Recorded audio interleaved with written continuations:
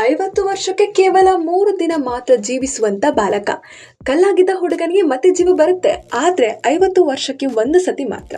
ಇದು ಯಾವುದೋ European fairy tale ಅಂತ ಅನಿಸ್ತಾ ಇದೆಯಾ? ಇಲ್ಲ, ಇದು ನಮ್ಮ ಭಾರತದ ಕತೆ, ನಮ್ಮ ಭಾರತ ಒರಿಜಿನಲ್ ಕತೆ.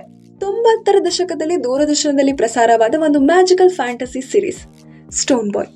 1991-1992ರಲ್ಲಿ ತೆರೆ ಕಂಡ ಈ ಟಿವಿ ಸೀರಿಯಲ್ನಲ್ಲಿ ಇದ್ದಿದ್ದು ಕೇವಲ 10 ಎಪಿಸೋಡ್ಸ್ಗಳು ಮಾತ್ರ. ಒಬ್ಬ ಯಕ್ಷಿಣಿಯ ಶಾಪಕ್ಕೆ ಒಳಗಾದ ಬಾಲಕನ ಕತೆ, 50 ವರ್ಷಕ್ಕೊಮ್ಮೆ ಜೀವಿಸುವ ಮ್ಯಾಜಿಕಲ್ ಸ್ಟೋರಿ. ಈ ಸೀರೀಸ್ ಸಂಪೂರ್ಣವಾಗಿ ಮಾರಿಷಸ್ ನಲ್ಲಿ ಶೂಟ್ ಆಗುತ್ತೆ. ಆ ಕಾಲದಲ್ಲಿ ಇದು ದೊಡ್ಡ ಅಚೀವ್ಮೆಂಟ್ ಕೂಡ. ಈ ಸೀರಿಯಲ್ ನಿರ್ದೇಶಿಸಿದ್ದು ಟಿ.ಎಸ್. ನಾಗಾಭರಣ. ಮುಖ್ಯ ಪಾತ್ರದಲ್ಲಿ ಕಾಣಿಸಿಕೊಂಡಿದ್ದು ಮಾಲ್ಗುಡಿ ಡೇಸ್ ಖ್ಯಾತಿಯ ಮಾಸ್ಟರ್ ಮಂಜುನಾಥ್. ಆಗಿನ ಕಾಲದಲ್ಲಿ ಯಾವುದೇ ರೀತಿ ಸ್ಯಾಟಲೈಟ್ ಚಾನೆಲ್ಸ್ಗಳು ಇರಲಿಲ್ಲ, OTT ಇರಲಿಲ್ಲ, ಯೂಟ್ಯೂಬ್ ಇರಲಿಲ್ಲ. ಆಗಿನ ಕಾಲದಲ್ಲಿ ಇದ್ದಿದ್ದು ಒಂದೇ, ದೂರದರ್ಶನ.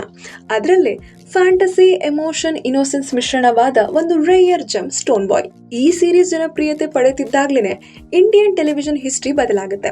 Star TV, MTV, foreign satellite ಚಾನೆಲ್ಸ್ಗಳು ಇಂಡಿಯಾಗೆ ಎಂಟ್ರಿ ಕೊಡುತ್ತವೆ.